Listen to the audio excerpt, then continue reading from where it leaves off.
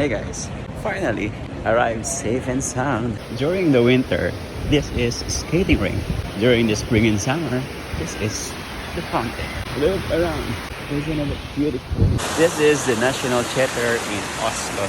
Oy, ba't nag-cross kayo dyan? There you go. This is Henrik Wergeland. Behind him is the National Theater. This is the aura, guys. During spring and summer, it's luscious green. Luscious green. It's cozy and relaxing, isn't it? Beautiful. There. You will smell the fragrance, the sense of those trees around. And here's the spot where you can find this hop up here in central Oslo. This is the Royal Palace.